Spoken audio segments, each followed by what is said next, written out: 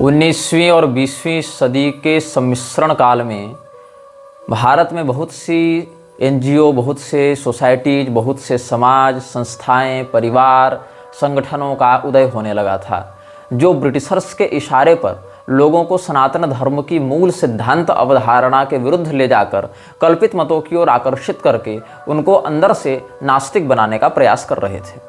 इसमें बहुत से धर्मगुरुओं के वेश में, बहुत से शासकों के वेश में, बहुत लेखकों और समाज सुधारकों के वेश में भी लोग सम्मिलित थे। आर्य समाज से जुड़े हुए तथ्यों को समझने के लिए आपको यह समझना पड़ेगा कि ईसाई मिशनरियां किस प्रणाली पर कार्य कर रही थीं। लोग आर्य समाज को आर्य समाज की स्थापना के समय से देखते हैं, या बहुत अधिक तो दयानंद सरस्वती के जीवन से जोड़कर देखते हैं। ऐसे ही इस्कॉन की स्थापना से लोग इस्कॉन को जानते हैं, देखते हैं, या अधिक से अधिक प्रभुपाद के जीवन से देखते हैं। लेकिन अगर आपको इन सभी षड्यंत्रों के विषय में समझना है तो ये मत देखिए कि इस्कॉन कब से चला, ये मत देखिए आर्य समाज कब से चला, या ये मत देखिए कि प्रभुपाद ने, अभय चरण डे ने या दयानंद सरस्वती ने क्या किया।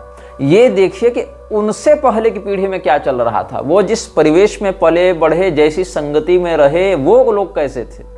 तब आपको समझ में आएगा कि ये सब जो प्रेरणाएं हैं, ये सब जो विचार हैं, ये कहाँ से उद्भूत हुए थे, कहाँ से उत्पन्न हुए थे। तो आर्य समाज की स्थापना मुंबई में की गई थी मूल शंकर तिवारी के द्वारा, जो उस समय स्वयं को दयानंद सरस्वती के नाम से प्रचारित करता था।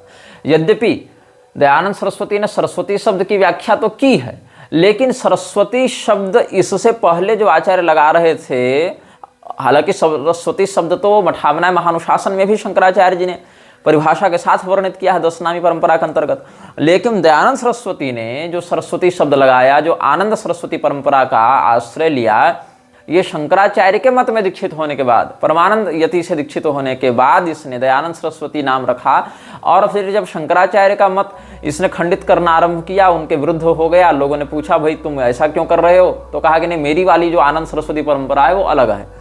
तो दयानंद ने सरस्वती शब्द की भिन्न परिभाषा व्यक्त की, लेकिन ये नहीं बताया कि क्या इसके गुरु, इसके परम गुरु, इसके परात्पर गुरु, परमेष्ठु गुरु, ये सब भी इस परिभाषा के ही अंतर्गत सरस्वती लगाते आ रहे हैं क्या। तो भगवान के मार्ग में चलने का दावा करने वाले, ईश्वरीय मार्ग पर चलने का दावा करने वाले ये लोग स्वकल्पित मतों को वेद का आवरण उड़ाते हुए, वेद का एक कवर चढ़ाते हुए लोगों के सामने प्रस्तुत कर रहे थे।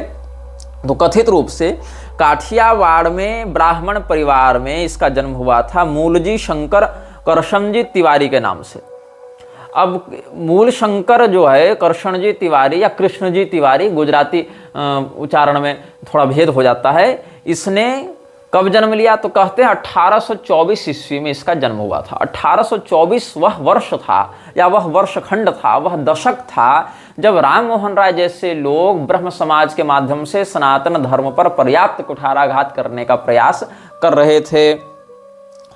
अब हम दयानंद सरस्वती के द्वारा जो सत्यार्थ प्रकाश लिखी गई थी, उस सत्यार्थ प्रकाश में जो कुतर्क किए गए हैं, उस कुतर्क को कहाँ से उठाया, तो हमने जैसा कि आप सबों को सप्रमाण बताया था कि जॉन मूर की पुस्तक मत परीक्षा, जो 1839 में छपी, 40 में छपी, फिर आगे के दशकों में इसका प्रवर्धित और अनूदित संस्करण प्रकाशित करवाया जाता रहा। रुडोल्फ ने 1868 में इसका हिंदी अनुवाद भी प्रकाशित करवाया था। तो हिंदी, संस्कृत, अंग्रेजी तीनों भाषाओं में मत परीक्षा सत्यार्थ प्रकाश के लिखे जाने से 3 दशक पहले से समाज को आतंकित कर रही थी।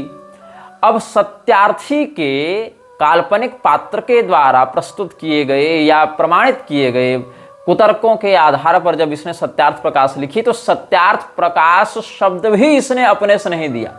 सत्य प्रकाश नाम की एक पत्रिका पहले से छपती थी, यहां से उसने उठा लिया सत्यार्थ प्रकाश नाम। जॉन मूर की पुस्तक मत परीक्षा के काल्पनिक पात्र, फिक्शनल कैरेक्टर सत्यार्थी से इसने प्रेरणा ले ली, वहां से सत्यार्थ मिल गया। और सत्य प्रकाश नामक एक पत्रिका छपती थी, उससे इसने ले लिया सत्यार्थ प्रकाश नाम, और स्वयं को एक विचारक और प्रबुद्ध क्रांतिकारी आचार्य के रूप में प्रस्तुत कर दिया। अब ये सत्य प्रकाश की क्या घटना है, ये हम बताते हैं। एक बनिया था, ये भी गुजराती था, गुर्जरे जीर्णताम गता। तो ये जो गुजराती बनिया था, इसका नाम था करशनजी मूल जी। दोनों के नाम में थोड़ा सा साम्यता देखने को मिलेगी, इसलिए भ्रमित मत होइएगा। मूल शंकर करशनजी तिवारी या मूल शंकर तिवारी किसका नाम था? चूंकि वहां पिता का नाम भी जोड़कर बताते हैं ना, जैसे नरेंद्र मोदी, नरेंद्र दामोदर दास मोदी ऐसे लिखता है, तो पिता का नाम जोड़कर, और पिता का नाम जोड़ने की बात भी शास्त्र सम्मत ही है। पिता के सहित अपना नाम लेने की परिपाटी भी शास्त्रीय है। इसीलिए परशुराम जी जब आए हैं राजा जनक के दरबार में, तो अपने पिता का परिचय देते हुए राजाओं ने उनको प्रणाम किया है। ये सब भी आपको गोस्वामी जी के श्री रामचरितमानस आदि में ही मिल जाएगा। इसके लिए बहुत अधिक शास्त्र पढ़ने की आवश्यकता नहीं है। गोस्वामी जी की वाणी भी अगर देख लोगे तो इतने विषय तो आपको बहुत अच्छे से पता चल जाएंगे मर्यादा के। यद्यपि श्री रामचरितमानस को कोई अगर निष्ठापूर्वक अध्ययन करे तो 300-400 से अधिक श्रुति स्मृति पुराण आगम सम्मत ग्रंथों का जो मूलभूत तात्विक सार है वो उसको समझ में आ जाएगा विषय, अगर उस पर पर्याप्त चिंतन मंथन किया है परंपरा तरीके से तब। अस्तु, हम क्या बता रहे थे? जो मूल शंकर तिवारी था, मूल शंकर कारशनजी तिवारी, उसने ब्राह्मण परिवार में जन्म लिया था कथित रूप से काठियावाड़ में, ये भी गुजरात में है। उससे ठीक पिछली पीढ़ी में एक कारशनजी मूलजी नाम का एक बनिया था, जो गुजराती बनिया था। उसने क्या किया था, एक पुस्तक लिखी थी जिसका नाम था वेद धर्म। और इस व्यक्ति ने वेद धर्म पुस्तक में क्या कहा था कि सनातन धर्म से मूर्ति पूजा को हटा देना चाहिए, हिंदू समाज, हिंदू धर्म तो कुरीतियों से ग्रस्त हो गया है।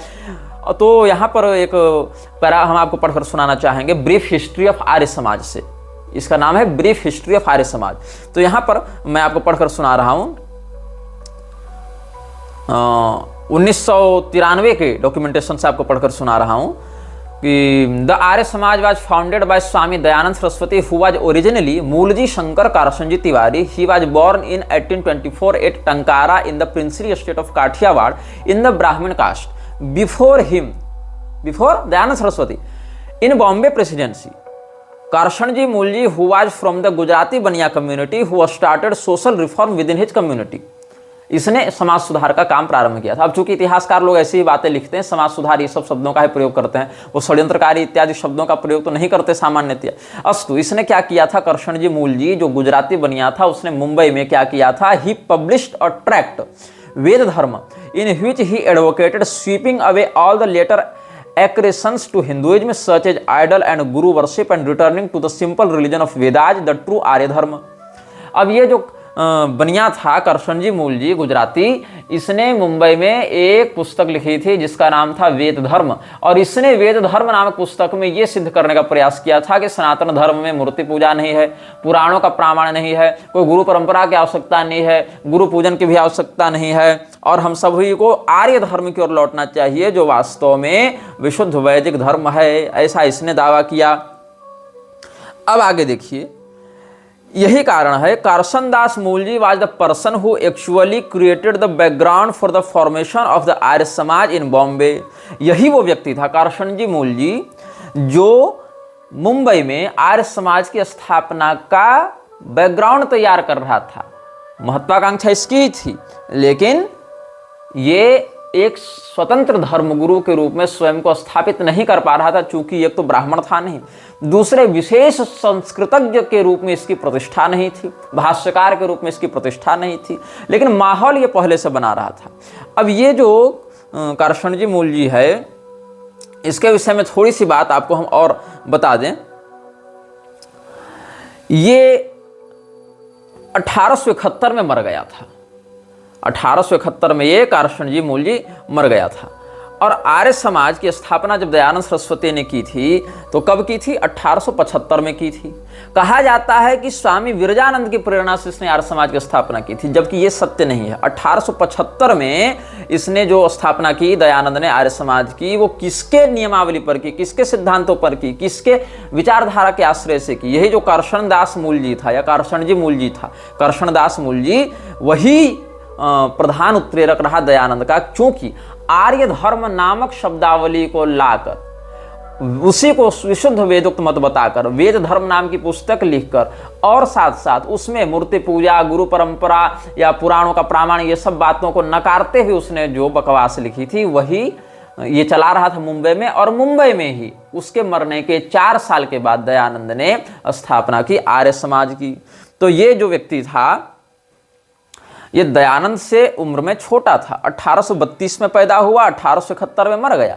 बहुत दीर्घायु नहीं हुआ था ये व्यक्ति, लेकिन इसके धनाढ्य होने के कारण, इसके एक संस्थागत कार्य में सक्रिय होने के कारण दयानंद को बड़ी इससे प्रेरणा मिली थी।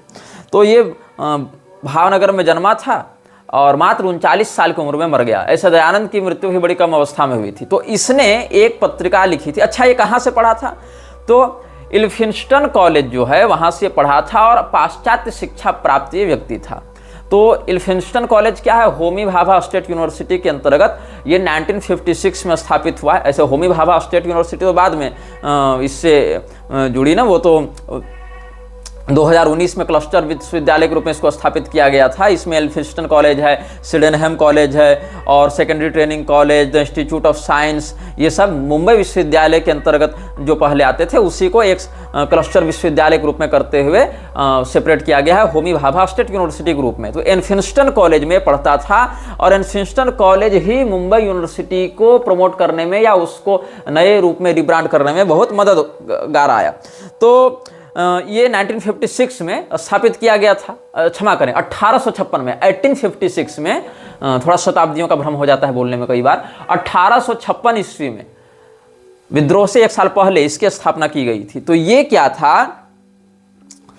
जो कैसे ये लोग जुड़े हुए हैं आपस में, कैसे अंग्रेजों के ही द्वारा ये सबको बढ़ाया गया है, इस पर मैं बता रहा हूँ, इस षड्यंत्र को समझना। अंग्रेजों ने स्थापना की थी 1856 में इल्फिंस्टन कॉलेज की। जैसे सेरामपुर ट्रायो ने सेरामपुर कॉलेज की स्थापना करके लोगों को बंगाल में ईसाई बनाना प्रारंभ किया था, वैसे ये लोग मराठी और गुजराती लोगों को ईसाई बना रहे थे। तो इल्फिंस्टन कॉलेज की स्थापना हुई 1856 में। वहाँ किसने एडमिशन लिया?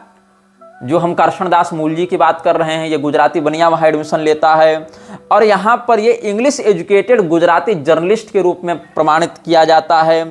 इसके बाद इसको नौकरी मिलती है। कहाँ नौकरी मिलती है? विक्टोरिया राज में जो ब्रिटिश इंडिया चल रहा था, ब्रिटिश शासन चल रहा था, उसमें जो बॉम्बे गवर्नमेंट थी उसके द्वारा काठियावाड़ के स्टेट एडमिनिस्ट्रेटर के रूप में इसको 1867 में नियुक्त किया गया था। 1867 में इसको नियुक्त किया गया काठियावाड़ स्टेट के एडमिनिस्ट्रेटर के रूप में। किसके द्वारा? Victoria's British India's Bombay government. इसको आप इसके जीवनी में पढ़ सकते हैं कि he was an alumnus of Elphinstone college and an English educated Gujarati journalist with an acute dislike for institutional religion. Karshandas Mulji was appointed by the Victoria's British India's Bombay government to administer the state of Kathiawar in 1867। अब हुआ क्या था? दादा भाई नौरोजी जब रश्क गिरफ्तार नामक ये छापते थे अखबार। दादा भाई नौरोजी कौन? वही व्यक्ति जो खुलेआम फ्रीमेसन्स का मेंबर भी था और जो व्यक्ति यह कहता था कि अंग्रेजों ने तो भारत में आकर बड़ी कृपा की, भारतीय जो हैं, हम जैसे पढ़े लिखे पाश्चात्य शिक्षा प्राप्त जो भारतीय हैं, वो लोग भारत के स्वदेशी शासन की अपेक्षा अंग्रेजी विदेशी शासन के प्रति अधिक वफादार है। ये कांग्रेस का प्रेसिडेंशियल कार्यभार भी देख रहा था दादा भाई नौरोजी और इस व्यक्ति को अंग्रेजों ने खूब बढ़ाया था। ये फ्रीमेसन्स का एक सक्रिय सदस्य भी था। तो ये जो अखबार निकालता था रश्क गिरफ्तार, उसमें करशनदास मूलजी ने जर्नलिस्ट के रूप में इंटर्नशिप करनी आरंभ की थी। अब क्या हुआ? बाद में एक विधवा से इसको हो गया प्रेम। अब ये कहा हमको उससे विवाह करना है। जैसे राजा राममोहन राय के बारे में भी कहा जाता है कि अपनी विधवा भाभी के प्रति उसका यौन आकर्षण बन गया था और उसकी विधवा भाभी जब सती हो गई, इसको ठुकरा दिया, तब इसके दिमाग में खुराफात मची और ये अंग्रेजों के साथ मिलकर और सनातन धर्म की जड़ें खोदने में लगा रहा। वैसे ये करशनदास मूलजी भी बहुत पतित व्यक्ति था। ये भी विधवा से प्रेम करता था, उसको करना था विवाह। घर वालों ने कहा कि ये तो होगा नहीं, ये तो अधर्म है, ये तो धर्म विरुद्ध है, मर्यादा विरुद्ध है, इसको घर से निकालना पड़ेगा। तब इसको घर से निकाल दिया गया। अब ये बोला कि हम जाएंगे व्यापार करने इंग्लैंड। तो लोगों ने कहा भैया समुद्र पार विदेश गमन भी शास्त्र विरुद्ध होता है। बोला हम तो करेंगे। तब ये जब समुद्र पार विदेश गया, इंग्लैंड इत्यादि गया व्यापार करने, तो व्यापार में कॉटन ट्रेड करने गया था, कपास का। वो चूंकि काली मिट्टी में कपास अच्छा देता है, उत्पाद अच्छा होता है कपास का, और मध्य प्रदेश, गुजरात, महाराष्ट्र के बहुत से क्षेत्र काली मिट्टी वाले हैं, तो वहां कपास की खेती अच्छी होती है। लेकिन कपास के व्यापार में भी ये व्यक्ति असफल हुआ।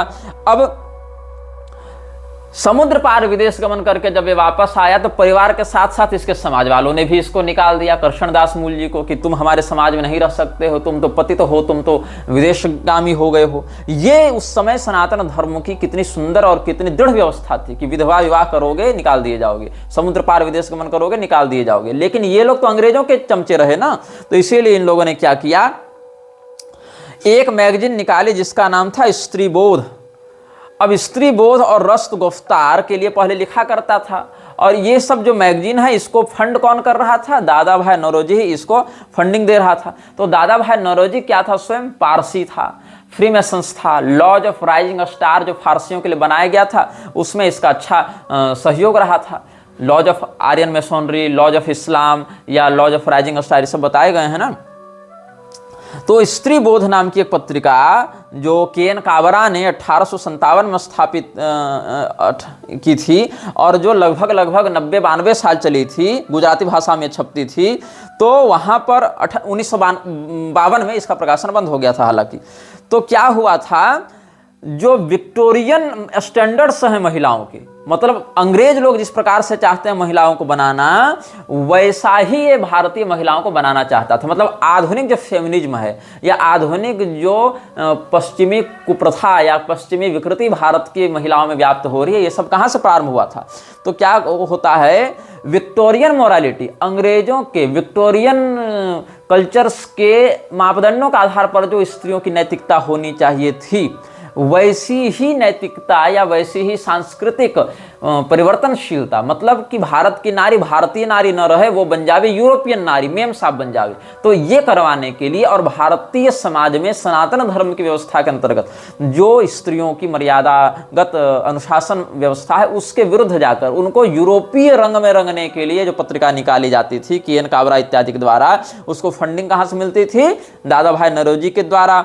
और यहाँ पर स्त्री बोध इसका नाम रखा गया था, और इसी पत्रिका के माध्यम से जो करसनदास मूल जी था वो अपने विचारों को भी व्यक्त किया करता था। तो रस्त गुफ्तार और स्त्री बोध ये दोनों पत्रिकाओं से वो आगे बढ़ता रहा।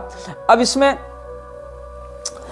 एक सभा का गठन किया, महिपत राम, रूपराम और नर्मदा शंकर, लाल शंकर और करसनदास मूल जी, इन तीनों लोगों ने मिलकर एक सभा का गठन किया था, 1851 में ही किया था, और बुद्धिवर्धक सभा इसका नाम रखा था, society for advance of knowledge. अब बुद्धिवर्धक सभा जो है उसमें प्राणलाल मधुरदास, दलपत राम, करसनदास मूल जी ये सब उसमें थे। तो इन लोगों ने क्या किया था, ये सब पहले नर्मदा शंकर दवे इत्यादि के द्वारा भी सहयोग प्राप्त किए थे, और एक ज्ञान प्रसारक मंडली जो चलती थी वो ज्ञान प्रसारक मंडली को ही आगे बढ़ाकर इन्होंने बुद्धिवर्धन सभा लिखा था इसका नाम। चूंकि जैसे आत्मीय सभा को राजा राम मोहन राय ने बनाया, बाद में आत्मीय सभा को रिब्रांड करके इन्होंने कर दिया ब्रह्म समाज, वैसे ही इन लोगों ने क्या किया था, जो ज्ञान प्रसार मंडली थी उसको इन लोगों ने रिब्रांड करके ज्ञान प्रसारक मंडली को ही बुद्धिवर्धक सभा के रूप में इन्होंने कर दिया था रिब्रांड। अब ये लोग जो संस्था चला रहे थे, जो पत्रिकाएं लिख रहे थे, उन पत्रिकाओं के माध्यम से जब इन्होंने भारतीय संस्कृति के विरुद्ध बहुत कुछ, सनातन धर्म की मर्यादा के विरुद्ध जब बहुत कुछ कार्य करना आरंभ किया, तब इनके विरुद्ध सामाजिक आंदोलन होने लगे। जो इनके जाति के लोग थे, जो इनके कुल भाई गोतिया लोग थे, जो इनके कुल कुटुंबी लोग थे, उन्होंने कहा कि तुम तो बहुत गड़बड़ कर रहे हो, तुम तो हमारे जो मुख्य सनातनी परंपरा है उसके विरुद्ध जा रहे हो। तब इन लोगों ने उन हिंदुओं को नीचा दिखाना आरंभ किया, अरे तुम लोग तो मूर्ति पूजा करते हो, अरे तुम लोग तो जाति व्यवस्था मानते हो, अरे तुम लोग तो रूढ़िवादी हो, अरे तुम लोग तो पाखंडी हो, तुम लोग तो पोंगा पंडितों के प्रभाव में आ गए हो। इस प्रकार से उनको बहुत अवमानित किया गया। तो इससे क्या हुआ, एक फ्रैक्शन बनने लगा वर्ग में, और इस फ्रैक्शन का लाभ किसने उठाया, सबसे अधिक इस फ्रैक्शन का लाभ उठाया अंग्रेजों ने, चूंकि वो यही चाहते थे। अब करसनदास मूल जी ने क्या किया आगे, हम जैसा कि अलग अलग पत्रिकाओं से इसका जुड़ाव था, अलग अलग अंग्रेजी संस्थानों से जुड़ाव था, बाद में सरकारी नौकरी भी करने लगा काठियावाड़ के एडमिनिस्ट्रेटर के रूप में। तो ये सब क्या हुआ, कुछ वर्ष ये सब कार्य करने के बाद इसने एक पत्रिका छापने आरंभ की, गुजराती पत्रिका, जो 1855 में इसने लॉन्च की थी। 1855 में इसने लॉन्च की सत्य प्रकाश के नाम से। और सत्य प्रकाश जो है वो ज़्यादा वर्ष चला नहीं। सत्य प्रकाश पत्रिका जो है 1855 में प्रारंभ हुई, 1861 में जाकर ये बंद हो गई। मतलब 6 साल ही ये पत्रिका चली। क्यों? अच्छा, इसके भी पाठक कम थे, सत्य प्रकाश के पाठक भी उस समय कम थे। और जो ये चलती थी रश्त गुफ्तार, जो फारसी पत्रिका थी, गुजराती में छपती थी लेकिन फारसी लोग ही अधिक उसके पाठक हुआ करते थे, ये दोनों के पाठक बंट जा रहे थे। तो इन्होंने क्या किया, दोनों को मर्ज कर दिया, रश्त गुफ्तार में ही मर्ज कर दिया सत्य प्रकाश पत्रिका को, और इन दोनों को जोड़कर कॉमन ऑडियंस बेस के लिए ये लोग लिखने लगे। अब इन लोगों ने पहले तो ये कहा कि तुम लोग धूमधाम से शादियां मत करो, बहुत पैसा खर्चा होता है। अच्छा, तुम लोग अपने पूर्वजों का श्राद्ध बंद करो, बहुत पैसा खर्चा होता है। अच्छा ठीक है। अच्छा, तुम लोग जो हो सो किसी भी जाति व्यवस्था में विवाह करने लगो, जाति पाति तो कुछ होती नहीं है, ये भी इन लोगों ने करवा दिया। अच्छा, विदेश जाओ, यहाँ रहो, कोई दिक्कत नहीं है, कोई भी व्यक्ति कुछ भी पढ़ लिख सकता है, सबों को सब में अधिकार है, कोई यहाँ जाति संकरता नहीं, कोई वर्ण संकरता नहीं, सब लोग सब कुछ करने लगो। तो जो भी हमारे सनातन धर्म की मर्यादित बातें थीं, उन सभी बातों को इसने नकारा, और सारी की सारी बातों को नकारते हुए इसने अपनी जो उच्छृंखलता थी कि विधवा से शादी करनी है, कोई बात नहीं, ब्राह्मण हो शूद्र से विवाह करना है, कोई बात नहीं, शूद्र हो ब्राह्मण से विवाह करना है, कोई बात नहीं, ये खाना है, ये पीना है, जो करना है सब करो, मतलब तुम पूर्णतया उन्मुक्त कर दिए जाओगे। तो ये सब जो करसनदास मूल जी का प्रलाप था, प्रपंच था, यही करसनदास मूल जी जब 1871 में मरा, और उससे पहले दयानंद इत्यादि भी गुजराती फैमिली से रहे और इन लोगों के प्रभाव में रहे। और दयानंद सरस्वती ने जॉन मूर की सत्यार्थ मत परीक्षा से सत्यार्थी को उठाया, इधर सत्य प्रकाश से इसका टाइटल और बहुत कुछ विचार भी उठा लिए, और अंत में उसने स्थापना कर दी आर्य समाज की, और लिख दिया सत्यार्थ प्रकाश। सत्य प्रकाश पत्रिका का भी नाम उठा लिया, जॉन मूर का सत्यार्थी भी उठा लिया। दोनों की विचारधाराओं को इधर से कुछ पौराण खंडक कुतर्क, इधर से मूर्ति पूजा, गुरु पूजन, वर्ण व्यवस्था संबंधी खंडक बातों को उठाकर लिख दिया सत्यार्थ प्रकाश। क्या आज के आर्य समाज इन रहस्यों को जान रहे हैं? क्या उनको आर्य समाज की स्थापना से जुड़े हुए इन रहस्यों के बारे में पता है कि कैसे अंग्रेजों के यहाँ नौकरी करने वाले एडमिनिस्ट्रेटर्स ने, कैसे अंग्रेजों के तलवे चाटने वाले कथित शासकों ने और लेखकों ने दयानंद को खड़ा किया, और दयानंद भी उसी गैंग का एक, उसी गिरोह का एक सदस्य था जिसने सनातन धर्म को मटियामेट करने में कोई कसर नहीं छोड़ी। तो 1871 में तो ये मर गया। अच्छा, 1871 में जब ये मर गया, कौन? करसनदास मूल जी, तो इसका काम रुक नहीं गया। लखीमदास खिमजी जो था, जो एक कॉटन मर्चेंट हुआ करता था, कपास का व्यवसायी था, ये बड़ा पैसे वाला था, इसने बीड़ा उठाया कि हम करसनदास मूल जी का जो कार्य है उसको आगे बढ़ाएंगे। तो इसने एक समाज की स्थापना की थी, एक NGO बनाया था जिसका नाम था वेद सभा, और वेद सभा के मुख्यालय जो थे वो उस समय मुंबई में थे। तो इसी व्यक्ति ने, जो लखीमदास खिमजी था, वेद सभा का संस्थापक, उसने ही मुंबई में 1874 ईस्वी में दयानंद सरस्वती को बुलाया था। अब बता रहा हूं, लखीमदास खिमजी कौन था? वो अनुयायी था करसनदास मूल जी का। करसनदास मूल जी कौन था? स्त्री बोध पत्रिका और सत्य प्रकाश पत्रिका का लेखक, संपादक इत्यादि रहा था, और वो अंग्रेजों के यहाँ नौकरी करता था। वो विधवा से प्रेम करने के कारण घर से निकाल दिया गया था, विदेश गमन करने के कारण समाज से निकाल दिया गया था। तो इसीलिए क्षुब्ध होकर उसने सनातन धर्म की मर्यादा के विरुद्ध वेद धर्म नामक पुस्तक इत्यादि लिख डाली थी।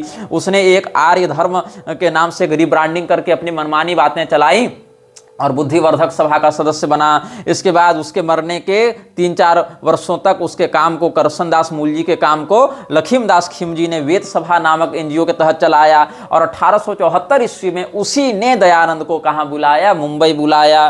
तो दयानंद जो है वो इसके बुलावे पर जब आया, इसके विचारों को पढ़ा, देखा, जाना, समझा, तो इसने भी उन बातों का विरोध करना आरंभ कर दिया जिनमें से कई बातों को ये पहले भी मानता रहता था। जैसा कि सत्यार्थ प्रकाश के फर्स्ट एडिशन में ही आपको बहुत सी बातें मिल जाएंगी जो बाद के एडिशंस में हटा दी गई।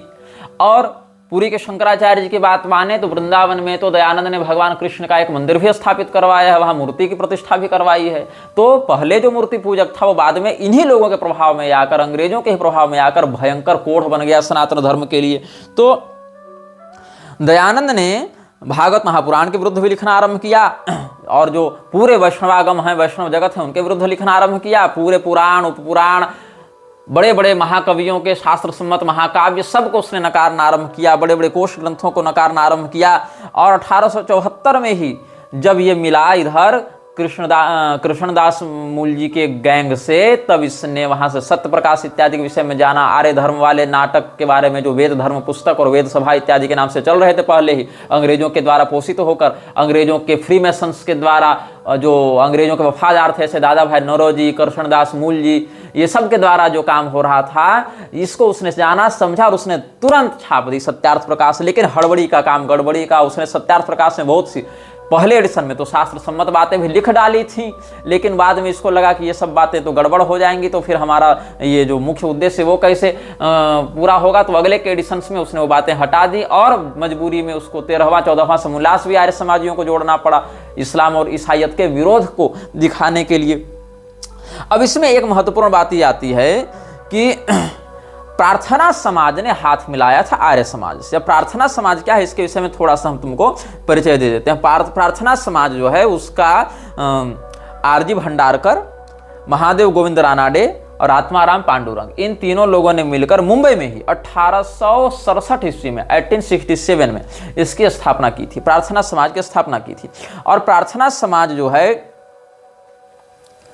वो बाहर से ऐसा दिखाती थी कि हम ईसाई मिशनरियों के विरुद्ध कार्य कर रहे हैं, क्योंकि ईसाई मिशनरियों ने हिंदुओं का धर्म परिवर्तन करके उनको ईसाई बना लिया है, इसीलिए हम ईसाई मिशनरी के विरुद्ध एक संकीर्तन की धारा चलाएंगे। तो संत नामदेव हैं, संत एकनाथ हैं, इन सभी लोगों के हम जो मराठी अभंग हैं, पद हैं, उनके भजन गा गा कर लोगों को जागृत करेंगे। तो इसीलिए हम एक समाज बनाएंगे जिसका नाम है प्रार्थना समाज। अब प्रार्थना समाज जो है उसने प्रेरणा कहां से ग्रहण की थी, तो इसमें वर्णन मिलता है कि प्रार्थना समाज के आंदोलन ने राजा राममोहन राय द्वारा बंगाल में स्थापित ब्रह्म समाज जो 1828 में स्थापित हुआ था, उसी से प्रेरणा ग्रहण की और व्यक्तिगत तथा सामाजिक जीवन के स्वस्थ सुधार के लिए अपनी सारी शक्ति धार्मिक शिक्षा के प्रचार में अर्पित कर दी।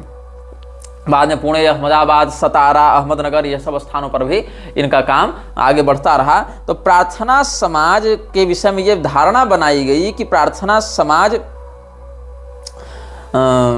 ईसाइयों के विरुद्ध खड़ा किया गया है। लेकिन धीरे धीरे लोगों के मन में ये बात समझ में आ गई कि ईसाइयों के विरुद्ध खड़ा नहीं किया गया है, हम लोग ईसाइयों के विरुद्ध हो न जाए कहीं, इसके लिए क्या किया गया, ईसाइयों ने ही अपना एक अलग संगठन खड़ा किया है छद्म विरोध के लिए। जैसे क्या होता है, किसी स्थान पर एक बच्चे ने दूसरे बच्चे को बहुत पीट दिया, बहुत ज्यादा पीट दिया। एक सिचुएशन की आप कल्पना करें, एक परिस्थिति की कल्पना करें कि किसी स्थान पर किसी बच्चे ने दूसरे बच्चे को बहुत मार दिया। अब उस बच्चे की रक्षा करने के लिए उसके अभिभावक, उसके माता पिता आ गए लाठी डंडा लेकर, इस बच्चे की जान पर बन आई, ये ज्यादा मार खा जाएगा। तो क्या करता है, इस बच्चे का जो बाप है, चाचा है, मामा है, ताऊ है, ये उस बच्चे को 2 थप्पड़ लगाकर सबके सामने डांटता और कान पकड़कर खींचकर ले जाता है। तो उस बच्चे के परिजनों को लगता है कि नहीं नहीं, ये तो बच्चे को अपने घर में ले जाकर पीटेंगे, दंड देंगे। तो वो जो इतना बड़ा विरोध उसके लिए होने वाला था वो अब नहीं होगा और बच्चा मार खाने से बच जाएगा। तो ऐसा ही यहाँ पर हुआ। ईसाइयों के मिशनरी कार्यों के विरुद्ध जो हिंदू समाज एकजुट होकर जागृत हो सकता था, वो हिंदू समाज प्रबलता से जागृत न हो सके, क्योंकि 1857 के विद्रोह में अंग्रेजों को अच्छी खासी क्षति हुई थी। लोग इनके प्रति घृणा और विद्रोह की भावना से भर चुके थे। इसीलिए प्रार्थना समाज, ब्रह्म समाज, आर्य समाज, सत्यशोधक समाज, ये बुद्धिवर्धक समाज, ऐसे करके अलग अलग छोटे छोटे समाजों के माध्यम से इनकी ऊर्जा को बांटा गया और ये दिखाया गया कि हम लोग तो अंग्रेजों के खिलाफ काम कर रहे हैं, तो हम लोग पहले से काम कर रहे हैं, तुम लोग आराम से सो जाओ ना। और ये लोग सो जाते थे। और ये लोग क्या करते थे, अंग्रेजों के ही काम को बढ़ाने के लिए हिंदुओं को उनके कुल धर्म परंपरा से, गोत्र परंपरा से, सनातन संप्रदायगत परंपरा से तोड़कर अपने एनजीओ में शामिल करते और पीढ़ी दर पीढ़ी इनको वामपंथी, नास्तिक और अंग्रेजों का वफादार बनाते जाते थे। तो कैसे इन लोगों की बात समझ में आएगी। जो 4 प्रधान सिद्धांत हैं प्रार्थना समाज के, उसमें आप पहले 2 सिद्धांत को देखें, ईश्वर ही इस ब्रह्मांड का रचयिता है, और दूसरा सिद्धांत देखें, ईश्वर की आराधना से ही इस संसार और दूसरे संसार में सुख प्राप्त हो सकता है। तो आपको लगेगा ये तो बहुत अच्छी बात है कि ईश्वर ही इस ब्रह्मांड का रचयिता है, कितनी अच्छी बात है। ईश्वर की आराधना से ही संसार में, मतलब लोक में, और दूसरे संसार मतलब परलोक में सुख प्राप्त हो सकता है, तो बोलो कितनी अच्छी बात है। लेकिन यही पर दावा फंसता है, क्योंकि इतनी बात तो इस्लाम भी मान रहा है कि अल्लाह ही इस पूरी दुनिया का रचयिता है और अल्लाह की इबादत करोगे तो धरती और जन्नत दोनों में सुख मिलेगा। इतना तो ईसाई भी मान रहे हैं कि there is a God who is the creator of universe and by worshipping him we can live a healthy and prosperous life in this world और इन द हेवन। इतना तो ईसाई भी मान रहे हैं। बात तो तीसरे और चौथे नियम को पढ़ोगे तब समझ में आएगी। बात तो तीसरा और चौथा नियम क्या कहता है ईश्वर के प्रति प्रेम और श्रद्धा, उसमें अनन्य आस्था सहित आध्यात्मिक रूप से उसकी प्रार्थना और उसका कीर्तन, ईश्वर को अच्छे लगने वाले कार्यों को करना, यही ईश्वर की सच्ची आराधना है। मूर्तियों अथवा अन्य मानव सृजित वस्तुओं की पूजा करना ईश्वर की आराधना का सच्चा मार्ग नहीं है। यहीं पर सनातन धर्म से इसका विरोध हो गया। यहाँ पर तो ईसाई और इस्लाम वाले भी मान रहे हैं कि अल्लाह से अनन्य प्रेम करो, उसके अलावा किसी की इबादत मत करो, उसको अच्छे लगने वाले काम करो, गॉड को, अल्लाह को अच्छे लगने वाले काम करो, लेकिन मूर्ति पूजा मत करो। मूर्ति पूजा करना ईश्वर की आराधना का सच्चा मार्ग नहीं है। तो ये हिंदुओं के लिए काम कर रहे थे कि मिशनरीज के लिए काम कर रहे थे, और ये बात आर्य समाज भी मानता है। तो आर्य समाज, प्रार्थना समाज, ये सब इस्लाम और ईसाइयत की ही इन बातों का प्रचार कर रहे हैं। ऊपर से चौथा पॉइंट देखो, ईश्वर अवतार नहीं लेता और कोई भी एक ऐसी पुस्तक नहीं जिसे स्वयं ईश्वर ने रचा अथवा प्रकाशित किया हो अथवा जो पूर्णतः दोष रहित हो। ये कौन कहता है? प्रार्थना समाज का चौथा नियम। अब इसमें क्या हुआ, ईश्वर अवतार नहीं लेता है, ये इस्लाम से संबंधित हो गया। लेकिन अगर आप ये कहें कि आर्य समाज तो मानता है कि ईश्वर अवतार भरे नहीं लेता, लेकिन वेद ईश्वरीय वाणी है और पूर्णतया दोष मुक्त हैं, तो इसने कहा नहीं, कोई भी पुस्तक ऐसी नहीं जिसे स्वयं ईश्वर ने रचा अथवा प्रकाशित किया हो अथवा जो पूर्णतः दोष रहित हो। और ऐसा कह के फिर ये लोग, जैसा इस्कॉन का मोनोपोली है, इस्कॉन की मोनोपोली है कि हरे कृष्ण के नाम पर लोगों को कीर्तन की आड़ में अपने से जोड़ लो पहले, और उसके बाद उसको धीरे धीरे करके उनके ही सनातन परंपरा से दूर कर दो। तो ऐसे ही ये लोग भी पहले यही करते थे। नामदेव जी और एक नाथ जी, तुकाराम जी, ज्ञानेश्वर जी, ये सब जो मराठी संत हुए, इनके पदों का, अभंगों का, भजनों का आश्रय लेकर ये कीर्तन करवाने लग गए। तो थोड़े थोड़े डिफरेंस के साथ ये लोग कार्य करते थे। थोड़े थोड़े डिफरेंस रखने से क्या होता है, हिंदू भ्रमित होता रहेगा, अच्छा ऐसा नहीं, अच्छा वैसा नहीं, अच्छा ऐसा नहीं, अच्छा वैसा नहीं।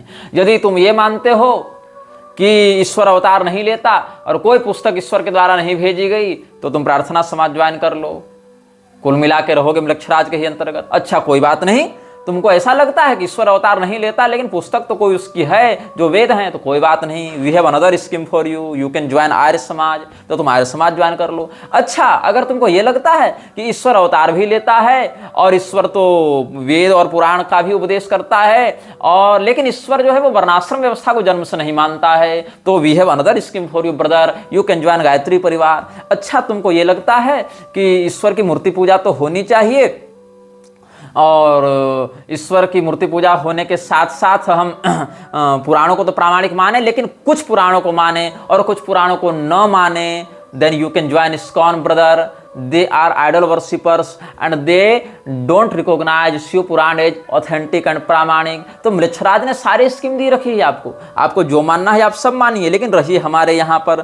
और इन लोगों के द्वारा किए गए यज्ञ याजन में जब अविधि पूर्वक अनधिकारियों के द्वारा जब आहुति दी जाती है, तो लोगों को क्या लगता है, अनधिकारियों का यज्ञ पवित्र कराया जाता है, उठा उठा के जनेऊ टांग दिया जाता है सबको, तब लोगों को लगता है कि हिंदू धर्म का प्रसार हो रहा है, हिंदू धर्म का विकास हो रहा है, लेकिन होना जाना तब भी कुछ नहीं है। अविधि पूर्वक जो स्त्री शूद्र अनुपनीत व्रात्य पतित षंड इत्यादि के माध्यम से जो यज्ञ में आहुति पड़ती है, उन आहुतियों को देवता ग्रहण नहीं करते हैं, उस भविष्य को स्वीकार ही नहीं करते हैं। लेकिन तुमको क्या लगेगा, विधि पूर्वक यज्ञ का निषेध करके अविधि पूर्वक किए गए यज्ञ को प्रोत्साहित करने से देवता उस भविष्य को स्वीकार नहीं करते। आपको लगता है कि आप धर्म को बढ़ा रहे हैं, लेकिन ऐसा नहीं होता। देवताओं की शक्तियां क्षीण होती हैं उससे, क्योंकि विधि पूर्वक भविष्य का आपने लोप कर दिया, उसके स्थान पर अविधि पूर्वक भविष्य को आपने प्रस्तुत कर दिया, तो मृक्षराज की बढ़ती है। मृक्षराज के पास सारी स्कीम है ना, मूर्ति पूजा मानना है कोई बात नहीं, गायत्री परिवार चले जाओ। अच्छा मूर्ति पूजा नहीं मानना है कोई बात नहीं, चले जाओ प्रार्थना समाज। अच्छा मूर्ति पूजा नहीं माननी लेकिन वेदों को मानना है, कोई बात नहीं, वी हैव आर्य समाज, वहां चले जाओ। अच्छा तुमको कीर्तन नहीं मानना है, कोई बात नहीं, रिमेन इन आर्य समाज। अच्छा कीर्तन मानना है क्या, कोई बात नहीं, आ जाओ प्रार्थना समाज में। अच्छा ये सबसे कोई तुमको मतलब नहीं है, कीर्तन वगैरह सब नहीं करना, मूर्ति पूजा भी नहीं माननी, वेद भी नहीं मानना, कीर्तन भी नहीं मानना, केवल विधवा से विवाह करना है ना तुमको, कोई बात नहीं, आ जाओ ब्रह्म समाज में। तो कुल मिला के इनके पास सब कुछ है, टोटल इनके पास स्कीम उपलब्ध है कि अगर तुमको विधवा विवाह करना है और अगर तुमको मूर्ति पूजा नहीं करनी है लेकिन तुमको अपनी पहचान भी नहीं छोड़नी है तो आ जाओ ब्रह्म समाज में। अच्छा तुमको विधवा विवाह करना है लेकिन कीर्तन भी साथ में करना है तो आ जाओ प्रार्थना समाज में। अच्छा तुमको विधवा विवाह करना है लेकिन कीर्तन नहीं करना है, बस वेदों को प्रामाणिक मानना है तो आ जाओ आर्य समाज में। अच्छा तुमको विधवा विवाह करना है लेकिन वेदों को प्रामाणिक मानना है लेकिन मूर्ति पूजा को भी नहीं छोड़ना है, मूर्ति पूजा भी करनी है तो आ जाओ गायत्री परिवार में। तो कुल मिला के यही सारा का सारा घुमा फिरा कर रहोगे, लेकिन कुछ भी कर लो रहो यही 4-5 स्कीम में, अपने मूल कुल परंपरागत सनातन विशुद्ध धार्मिक संप्रदायों में मत रहो, बस इधर फंसे रहो। यही कुल मिला के इनका सिंडिकेट है। तो सारी व्यवस्था इन लोगों ने पहले से ही लगा रखी है। तो हम बात कर रहे थे प्रार्थना समाज के विषय में। तो प्रार्थना समाज क्या हुआ, अब हम वापस आते हैं। The Prarthana Samaj refuse to believe in any sacred book as revealed by God but in the matters of rejection of idolatry, support of widow marriages and social reforms it was with Dayanand. मतलब सोचो कि दयानंद सरस्वती वेदों को प्रामाणिक मान रहा है और प्रार्थना समाज नहीं मान रहा है, लेकिन ये दोनों एक दूसरे के विरोध नहीं खड़े हो रहे हैं। ये दोनों विधवा विवाह की आड़ में मूर्ति पूजा के खंडन के लिए एक साथ हाथ मिला रहे हैं। मतलब दयानंद को कोई फर्क नहीं पड़ता कि कोई वेद को प्रामाणिक माने या ना माने, बस मूर्ति पूजा का खंडन होना चाहिए। इन लोगों को कोई मतलब नहीं कि ये हम जिसको प्रामाणिक नहीं मान रहे उसको ये लोग प्रामाणिक मान रहे हैं, वहां शास्त्रार्थ नहीं करेंगे ये लोग। लेकिन विधवा विवाह अगर करवा रहे हो, अगर तुम मूर्ति पूजा का निषेध कर रहे हो, वर्णाश्रम का निषेध कर रहे हो, तो तुम हमारे सगे हो, ऐसा ये लोग मानते थे, इसीलिए हाथ मिलाकर चलते थे। इसीलिए क्या हुआ कि रानाडे ने, जो महादेव गोविंद रानाडे था, वो दयानंद सरस्वती को पुणे में इनवाइट करता है। कब? जुलाई 1875 में। इससे पहले दयानंद को किसने इनवाइट किया था? लक्ष्मीदास खिमजी ने 1874 में इनवाइट किया था, मुंबई में, वहां बुलाया था। और महादेव गोविंद रानाडे ने प्रार्थना समाज के बैनर तले दयानंद सरस्वती को पुणे बुलाया 1875 में, और 15 लेक्चर्स दिए 2 महीने रहकर वहां दयानंद ने, पुणे में। अब इससे क्या हुआ कि दयानंद के 15 लेक्चर्स को इन लोगों ने स्पॉन्सर किया, प्रार्थना समाज वालों ने। फिर खूब इन लोगों ने उसका प्रचार किया, और इसने वैदिक आर्यन सोसाइटी की आड़ में आर्यन मेसोनरी की विचारधारा को जब आगे बढ़ाना आरंभ किया, तो दयानंद सरस्वती हालांकि उसके बाद ज़्यादा दिन बचा नहीं था, 1883 में मर गया था, क्योंकि थियोसॉफिकल सोसाइटी के लोगों के मन में ये बात डालना चाहता था कि हम ही तुम्हारे सर्वोच्च धर्मगुरु हैं। थियोसॉफिकल सोसाइटी वालों ने भाव नहीं दिया, तो ये उधर से गाली बकने लगा, उधर से ये लोग उसको धिक्कारने लगे, दोनों का गठबंधन टूट गया, और अंत में रहस्यमय परिस्थितियों में दयानंद को मार दिया गया। अब क्या हुआ, दयानंद के मरने के बाद आर्य समाज और तेजी से बिखरा, उसमें से बहुत से लोग बन गए मार्क्सवादी। अब क्या हुआ, दयानंद की सत्यार्थ प्रकाश और कार्ल मार्क्स की पुस्तक, इन दोनों को साथ में लेकर आर्य समाज आगे बढ़ने लगा। ये भी बात आती है। In the first and second decades of 20th century many Arya Samajes were attracted towards Marxism and synthesized Dayanand with Marx on one hand, on the other the Samaj started various works in different parts of India like untouchability, eradication and purification rites. तो उत्तरी भारत में क्या हुआ, बहुत से spin off संगठन बने आर्य समाज के, टूट टूट कर।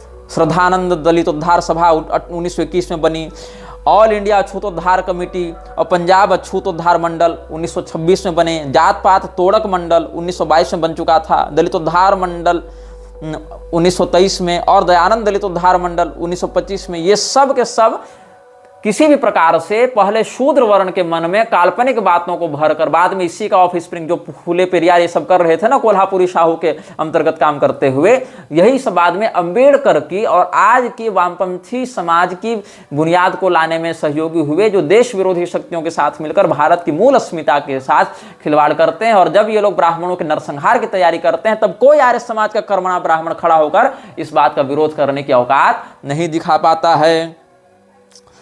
अब आर्य समाज और साहू जी का क्या संबंध रहा। साहू जी महाराज, जो कोल्हापुर का साहू घाट के शासक था, वो लॉयल था ब्रिटिश राज के प्रति, रॉबर्टसन इत्यादि से उसकी निकटता थी, तो ब्रिटिश राज के प्रति बहुत लॉयल था। और उसका मानना था कि क्रिश्चियन मिशनरी ही इस देश को न्यायोचित और एडवांस्ड मॉडर्न सभ्यता के रूप में विकसित कर सकती है। और यही कारण था कि आर्य समाज का जो बेसिक, जो मूलभूत जो कार्यकर्ता मंडल था, वो भी साहू जी का पक्षधर था, और साहू घाट के और ईसाई मिशनरियों के, अंग्रेजों के साथ मिलकर ये कार्य कर रहा था। ये कब से हुआ, अब सुन लो। साहू कोई परंपरागत शासक नहीं था, दत्तक पुत्र था, गोद लिया हुआ था, वो शूद्र वर्ण का था। तो वहाँ के जो राज पुरोहित थे उन्होंने कहा कोल्हापुर के कि देखो ऐसा है कि शास्त्रों में शूद्र के लिए वैदिक रीति से यजन का विधान नहीं है, इसीलिए हम तुम्हारा वेदोक्त मंत्रों से यज्ञ नहीं करवाएंगे, इसमें आपत्ति आएगी। तो शाहू को चिढ़ हो गई। शाहू ने कहा ऐसा कैसे, हम राजा हैं, हम जो कहेंगे सो होगा। बोले देखो राजा तो ठीक हो, बन गए हो, दत्तक पुत्र थे, बन गए, अंग्रेजों के समर्थक भी रहे हो, तो अंग्रेजों की कृपा से बन गए हो। ऐसे भी डॉक्ट्राइन ऑफ लैप्स इत्यादि के कारण बहुत कुछ अमान्य और मान्य चल ही रहे थे परंपराएं, तो अंग्रेजों की कृपा से तुम बन गए हो, लेकिन हम नहीं तुम्हारा वेदोक्त विधान से कुछ करेंगे कर्मकांड इत्यादि, चूंकि तुम उसके लिए अनधिकृत हो। तो इसको ब्राह्मणों से थी पहले से चिढ़। इसको ये वेदोक्त प्रकरण वाला जो विषय उठा उससे हो गया और भी दंभ और भी दर्प हो गया। तो धीरे धीरे उसने पहले भी ऐसा कर रहा था, लेकिन इस घटना के बाद विशेष करके जितने भी परंपरागत ब्राह्मण बड़े बड़े पदों पर थे, पुजारी तक के पद पर, वहां से उनको हटा हटा कर अपने लोगों को उसने भरना वहां पर आरंभ कर दिया। और इसने न्यू सोशल पॉलिसी को लागू किया कि अब हम जिसको नियुक्त करेंगे वही व्यक्ति वो काम करेगा। तो ब्राह्मणों को एक तरफा मर्दित करने के लिए उसने बहुत प्रपंच किया और इसके लिए हाथ मिलाया क्रिश्चियन मिशनरीज से। उधर क्रिश्चियन मिशनरीज भी ये चाहती थी कि हम किसी भी प्रकार से यहाँ ब्राह्मणों के द्वारा जो शिक्षा व्यवस्था को संचालित किया जा रहा है उसको अगर तोड़ने में सफल हो गए, ब्राह्मणों के द्वारा प्रशासनिक व्यवस्था को तोड़ने में सफल हो गए, तो लोगों को क्रिश्चियनिटी की ओर आकर्षित करना बहुत सरल हो जाएगा। इसीलिए क्या हुआ, The Vedokta controversy was a turning point for Shahu as he realized the Brahmanical attitude of caste supremacy. The royal priest denied Shahu Maharaj Vedic rights because he believed that Shahu was not Kshatriya according to Brahmanical scriptures. तो जो शाहू था उसको लगी चिढ़, ईसाइयों का समर्थक वो पहले से था ही, तो इसने क्या कर दिया, जितने भी जमींदारी प्राप्त थी उस पुरोहित के पास, जितने पूर्वजों ने दान दिए थे, जितने उसे घर थे, आजीविका थी, सबको छीन लिया। अब इससे क्या हुआ, शाहू के विरुद्ध ब्राह्मणों में लामबंदी होने लगी। ब्राह्मणों ने शाहू के विरुद्ध विद्रोह किया और शाहू के विषय में जो विद्रोह होने लगा उससे क्या हो गया, शाहू ने वायसराय से मदद मांगी। उस समय जो वायसराय था उससे मदद मांगी और हर प्रकार से ब्राह्मणों को बहिष्कृत करने के लिए, चाहे वो मतलब Shahu had started a struggle against despotism of the Brahmins in all fields of life like religion, society, law, administration, economic aspects, and gave patronage to various societies like the Satyasodhak Samaj, the Theosophical Society, the Prarthana Samaj and the Arya Samaj। जब viceroy के यहाँ शाहू गया मदद मांगने के लिए कि ये ब्राह्मणों से लड़ने में हमारी सहायता करो, हे अंग्रेजों, हे अन्नदाताओं, तब अंग्रेजों ने कहा कि ठीक है हम करेंगे, तो तुम एक सभा सोसाइटी बनाओ। अब सीधे सीधे अंग्रेजी शासन के माध्यम से हस्तक्षेप करेंगे तो बात और बिगड़ेगी, इसीलिए तुम ऐसा करो, तुम सभा सोसाइटी के माध्यम से अपना काम आगे बढ़ाओ। तो शाहू ने 4 सोसाइटीज को एक साथ साधा। एक था सत्यशोधक समाज, एक थी थियोसॉफिकल सोसाइटी ऑफ इंडिया जो मैडम ब्लावात्स्की और कर्नल आलकट के द्वारा निर्मित थी, तीसरा महादेव गोविंद रानाडे का प्रार्थना समाज और चौथा दयानंद सरस्वती का आर्य समाज। अब देखो ऐसा नहीं है कि दयानंद सरस्वती या आर्य समाज का परिचय शाहू से नहीं था, पहले वेदोक्त प्रकरण से पहले भी ये लोगों को था। जिस समय ये शाहू विद्यार्थी ही था उस समय ये उत्तर भारत की यात्रा में आया था शिक्षा ग्रहण करने के लिए, अलग अलग विषयों को जानने के लिए। चूंकि दत्तक पुत्र रहा, राजवंश से इसका संबंध हो गया था, तो बातों को जानेगा तब तो राज्य करेगा। तो आर्य समाज ने ही मथुरा में उसको सम्मानित किया था और आर्य समाज ने ही मथुरा में शाहू को प्रोत्साहित किया था। और इधार के जो प्रताप सिंह राजा थे 1902 ईस्वी में, उसने ही आर्य समाज के सिद्धांतों से उसको अवगत करवाया था। तो आर्य समाज के लोग या दयानंद सरस्वती और उनके बौद्धिक जो गुरु रहे, जॉन मूर या कृष्णदास मूल जी, ये सब लोगों के विचारधाराओं से शाहू और शाहू के व्यक्तित्व से इन प्रकार की विचारधारा वाले लोग दोनों ही परिचित थे पहले से। ये नहीं कि वेदोक्त प्रकरण के बाद इसको चिढ़ लगी। आर्य समाज पहले से इस प्रकार की गतिविधियों में घुसा हुआ था और शाहू को एक मौका चाहिए था कि हम ब्राह्मणों के विरुद्ध कोई अभियान करें। इसीलिए इसने ब्राह्मणों पर अत्याचार करने के लिए सत्यशोधक समाज, थियोसॉफिकल सोसाइटी, प्रार्थना समाज और आर्य समाज, चारों को क्रिश्चियन मिशनरीज के बैनर तले एकत्र किया था। और यही कारण है कि क्रिश्चियन मिशनरीज को प्रोत्साहित करने के लिए जब भी शाहू ने कोल्हापुर में काम किया तो अंग्रेजों को लिखी चिट्ठी में उसने स्वयं को एक गर्वित आर्य समाजी बताया और आर्य समाज को स्पॉन्सर भी इसने खूब किया।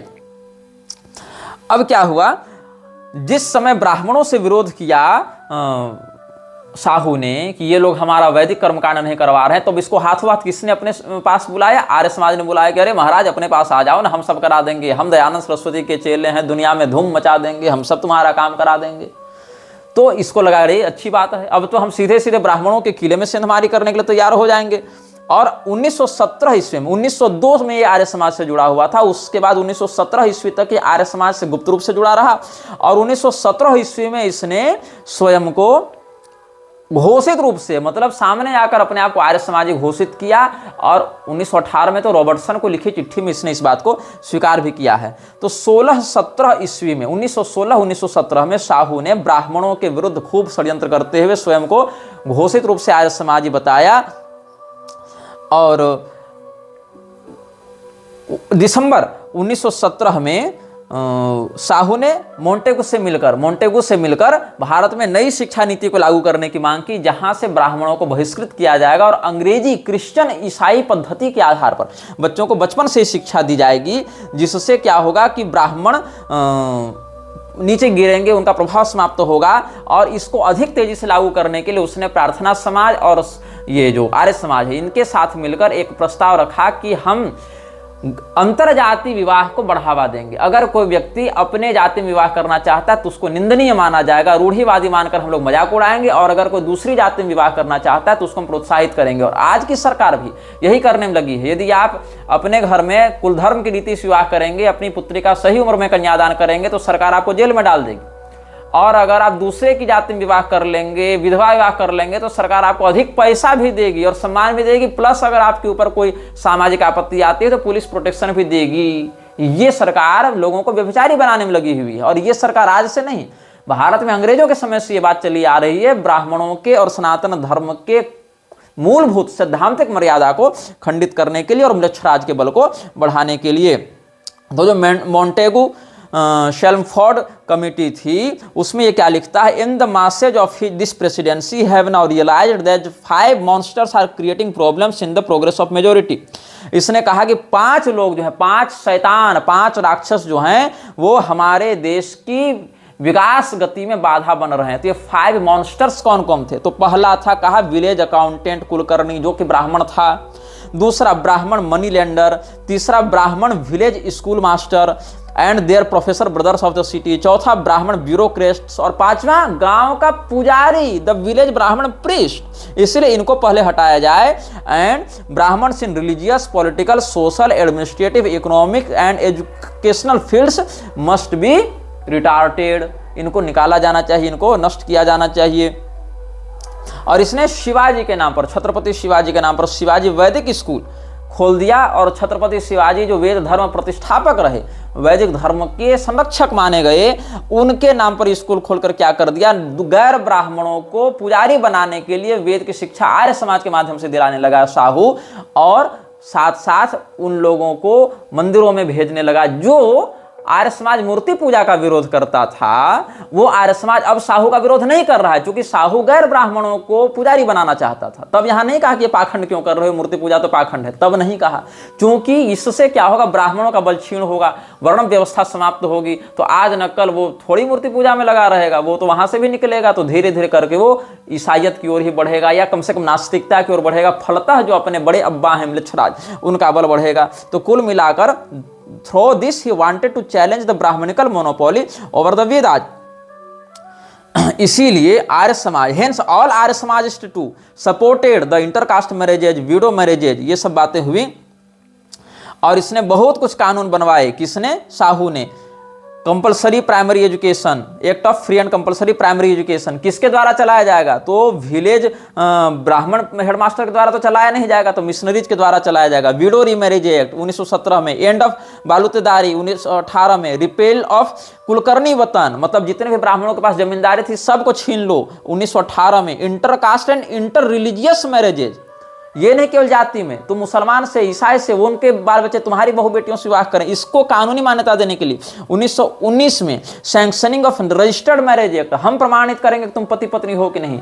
ये जबकि सनातन धर्म की मान्यता में क्या कानून करेगा जी कि हम किसको पति माने किसको पत्नी माने, इसमें ये तो हमारे कुल परंपरा के अनुसार चलेगा। लेकिन नहीं, sanctioning of registered marriage act 1919 में act related to protection of harassment of women 1919, divorce act लेकर आया, विधवा विवाह चलो ठीक है नहीं कर पाएगा कोई, तो घर में फूट डालकर एक स्त्री का दूसरे के प्रति आकर्षण हो जाए पुरुष के प्रति, एक पुरुष का दूसरे स्त्री के प्रति आकर्षण हो जाए, तो घर में तलाक हो, तलाक से झगड़ा हो, झगड़े के बाद वो इधर उधर जाकर विचार करके डाइवोर्सी होकर विवाह करें, इसके लिए 1919 में एक एक्ट लाया गया।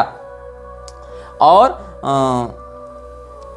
इसीलिए क्या कहा इसने आर्य समाज के प्रचार में, ये जो क्रिश्चियन मिशनरीज का इतना बड़ा समर्थक था, 14 दिसंबर 1918 को साहू ने एक बयान जारी किया कि the Arya Samaj allowed it, किसको अलाउड इट, तो everyone should have the freedom of practice and thoughts, the Arya Samaj allowed it but the Brahmanical Hindu dharma does not permit it, hence the Brahmanical Hindu dharma is creating a divide among the people and Arya dharma is to unite the people, ये इसने कहा। तो इसीलिए क्या हुआ, in Kolhapur princely state under the leadership of Shahu Maharaj the scenario was different. बाहर तो आर्य समाज वाले लोग ईसाई मिशनरियों के खिलाफ लड़ने का खूब नाटक किए, लेकिन साहू के राज्य में इसकी स्थिति दूसरी थी। साहू महाराज supported not only the Arya समाज but also Christian and Muslim communities of the princely state. मतलब इमामों ने कोई दिक्कत नहीं की, पादरियों ने कोई दिक्कत नहीं की, सारी दिक्कत इन लोगों के लिए ब्राह्मणों ने की थी और आर्य समाज भी यही चाहता था। तो क्या हुआ यहाँ पर, Shahu Maharaj started Muslim hostels and provided financial support for educational progress of the Muslims and he appointed a committee for the Marathi translation of the Quran. इतना ही नहीं, in 1917 he publicly declared himself an Arya Samajist. Therefore he officially spread the principles and philosophy of the Arya Samaj. इतना ही नहीं, उसने अपने गांव में कहा कि कोई भी ब्राह्मण यहाँ पर पूजा पाठ नहीं करवाएगा, सब निकल जाओ, हम लोगों को सबको पूजा पाठ करना सिखवाएंगे, सबको पुजारी बनवाएंगे, लेकिन साथ में सत्यार्थ प्रकाश भी पढ़ाएंगे, मतलब ताकि वो हृदय से आर्य समाजी बने। और जहां पर ब्राह्मणों की आजीविका की बात हो वहां पर कह दे मूर्ति पूजा पाखंड हो, और जहां अपना पैसा बनाने की बात हो मठ मंदिरों से वहां पर कह दो कि हम मूर्ति पूजा करवाएंगे, और साथ में सत्यार्थ प्रकाश को पढ़ना कंपलसरी करवा दिया इसने। तो क्या किया इसने, he made reading of Satyarth Prakash for a village accountant compulsory, और जो सत्यार्थ प्रकाश पढ़ेगा वही विलेज अकाउंटेंट बनेगा। इसीलिए एजुकेशनल इंस्टीट्यूशन इसने आर्य समाज को बनाकर दिए। ये सब इसने किया है। और इसने आर्य समाजियों को मुसलमानों से, मुसलमानों को आर्य समाजियों से, आर्य समाज को ईसाइयों से, ईसाइयों को आर्य समाजियों से विवाह करवाने के लिए प्रेरित किया। आर्य समाज के बैनर तले हिंदुओं को मूर्ख बनाते हुए हिंदुओं को भी ऐसा ही करने के लिए प्रेरित किया। इसका प्रमाण कहाँ मिलता है, जब 11वां आर्य समाज कॉन्फ्रेंस था तो अध्यक्षीय भाषण उस सभा में नवसारी गुजरात में जाकर इसने दिया। कब दिया, 14 दिसंबर 1918 को दिया। कहाँ दिया, आर्य समाज अधिवेशन नवसारी गुजरात, 11वां अधिवेशन में अध्यक्षीय भाषण दिया। ये क्या कहता है, जो हिंदू धर्म है वो अलग है और आर्य धर्म अलग है। He discussed the problems of society and criticized nature of Brahmanism. In same speech, he distinguished Arya Dharma from Brahmanical Hindu Dharma. He said that through giving importance to touch Brahmanical Hindu Dharma is spreading caste hatred while the Arya Dharma is inclusive. आर्य धर्म मतलब Arya Samaj. It is helping in uniting the people of different caste, cult and religion. Religion भी, ये नहीं कि आर्य समाज मुसलमानों के विरुद्ध जा रहा है और ईसाइयों के विरुद्ध जा रहा है, यहां पर ध्यान दो। और 13वां 14वां समूलास छपने के बाद ये बात बताई जा रही है। ये नहीं कि आर्य समाज ने बाद में ईसाई और मुसलमान का विरोध किया तो अच्छा हो गया, नहीं। 1918 में जो 14 दिसंबर 1918 को प्रेसिडेंशियल लेक्चर दे रहा है ये आर्य समाज के 11वें अधिवेशन में, वहां साहू ने क्या कहा आर्य समाज के बारे में कि it is helping in uniting the people of different caste, cult and religion. और यहां पर क्या है, similarly it is possible to find in one's own family that husband or wife could be an Arya Samajist or other from a different faith in one family. Brothers could be from different sects or religions. ये सब हो गया। तो ज्योतिराव फूले ने जो कहा था कि mixed family of all religions, वही खिचड़ी वर्ण संकरता की ये लोग फैलाने वाले थे। और इसने यह कहा 1920 में कि द आर्य समाज will be N universal religion. ये सब आर्य समाज ने कैसे साहू का आश्रय लेकर और साहू के पैसे से, साहू के पॉलिटिक्स से, अंग्रेजों का आश्रय लेकर आर्य समाज ने अपनी जड़ें आगे बढ़ाई और हिंदू धर्म को नष्ट करने का प्रयास किया। तो आर्य समाज के ऊपर हम विस्तार से आपको पिछले 9 अनुभागों से बताते आ रहे हैं। और आर्य समाज, ब्रह्म समाज, प्रार्थना समाज, ये सब क्या हिंदू धर्म मानता है कि वेद सनातनी ईश्वरीय वाणी हैं, उन्हीं का उपबृंहण पुराण, इतिहास, आगम इत्यादि हैं। और हमारे ऋषि महर्षियों के द्वारा अलग अलग संप्रदायों के माध्यम से उसका प्रवर्तन किया गया है। ये सब हम लोग मानते हैं, लेकिन ये लोग वेदों को उतना ही और उतने ही अंश में प्रामाणिक मानते हैं आर्य समाज वाले जितने अंश में इनका मत पुष्ट हो जाए। उसके अतिरिक्त अंशों को ये लोग या तो मानते नहीं या फिर उन अंशों को मानने के बाद भी उनकी अर्थी व्याख्या ही बदल देते हैं। लेकिन ब्रह्म समाज और प्रार्थना समाज ये सब तो खैर इतना भी नहीं मानते। इसके बाद श्रीमद् भगवत गीता में मात्र 70 श्लोक पकड़ लो, महाभारत में 8000 श्लोक पकड़ लो, तो आधा अधूरा खा पी कर ये लोग अपनी बकवास करते रहते हैं। भगवान कृष्ण, भगवान राम को भगवान नहीं मानते हैं, एक महामानव मानते हैं, उसी कोटि का जिस कोटि का महामानव ये लोग दयानंद को मानते हैं। तो भगवान को भी ये लोग नहीं मानते, भगवान की पूजा का विरोध करते हैं, मूर्ति पूजा का विरोध करते हैं। किसी भी व्यक्ति को ये लोग हिंदू नहीं मानते, हिंदू व्यक्ति को ये हिंदू शब्द को ही सनातन धर्म की मृत्यु के रूप में मानते हैं। ब्रह्म समाज के ही समान ये लोग विधवा विवाह का समर्थन करते हैं, ये लोग अंतरजातीय विवाह का समर्थन करते हैं, शास्त्रों को अप्रामाणिक प्रक्षिप्त मानते हैं। तो कुल मिलाकर मलेच्छराज ने जो अलग अलग स्कीम चला रखी है उसी में ये लोग भी हैं। गायत्री परिवार ने तो और कचड़ा कर रखा है, सबको जनेऊ टांग दो, सबको गायत्री दीक्षा दे दो। मूर्ति पूजा अगर करनी है लेकिन आर्य समाज में जाने का मन नहीं है, क्योंकि वो मूर्ति पूजा का विरोध करते हैं, तो हमारे पास आ जाओ और हमारे यहाँ आकर विधवा विवाह भी कर सकते हो, जनेऊ भी पहन सकते हो। सारी स्कीम है ना, विधवा विवाह करना है, जनेऊ पहनना है, लेकिन मूर्ति पूजा भी साथ में करनी है। अब आर्य समाज में तो मूर्ति पूजा कर नहीं पाओगे, तो हमारे यहाँ आकर कर लो, गायत्री परिवार बन जाओ। और गायत्री परिवार इनकी आड़ में कर क्या रहा है? हिंदुओं की जनसंख्या को कम करने के लिए हम दो हमारे दो इस प्रकार की बातों को खुलेआम प्रचारित करके लोगों को कम से कम बच्चा पैदा करने के लिए प्रेरित किसने किया? गायत्री परिवार ने किया। गायत्री परिवार ने बहुत सी पुस्तकें निकाली कार्ल मार्क्स की प्रशंसा में। कार्ल मार्क्स को इन लोगों ने महर्षि की उपाधि दे दी। तुमको इंटरनेट पर ये सब पुस्तकें खरीदने के बाद पढ़ने के लिए भी मिल जाएंगी। महर्षि कार्ल मार्क्स के नाम से इन लोगों ने कार्ल मार्क्स जैसे आतताई की प्रशंसा में पुस्तकें निकाल रखी हैं। महापुरुष ईसा मसीह की प्रशंसा में इन लोगों ने पुस्तक निकाल रखी हैं।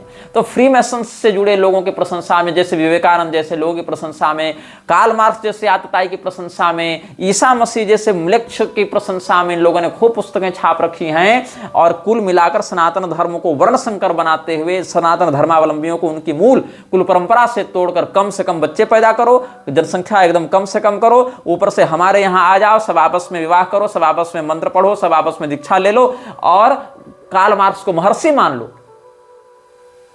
ईसा मसीह को महापुरुष मान लो, और जो जन्मना वर्ण व्यवस्था के अनुसार बात करें, सनातन धर्म की मूल शास्त्रीय व्यवस्था के अनुसार, उन लोगों को पाखंडी, ढोंगी और समाज तोड़ने वाला सिद्ध कर दो। ऐसे करके अलग अलग परिवार, समाज, सभा, सोसाइटी के माध्यम से ये लोग चल रहे हैं। आशा है धीरे धीरे इस श्रृंखला में आपकी आंखें अब खुलने लगी होंगी, चूंकि हमने हर बात का रेफरेंस देकर, संदर्भ देकर, व्यक्ति का नाम बताकर, समय बताकर, स्थान बताकर, घटनाक्रम बताकर आप सबों को सचेत करने का प्रयास किया है।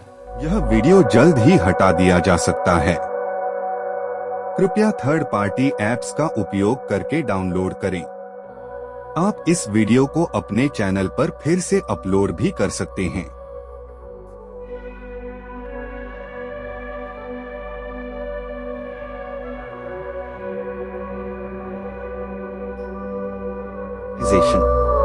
This video may get deleted soon.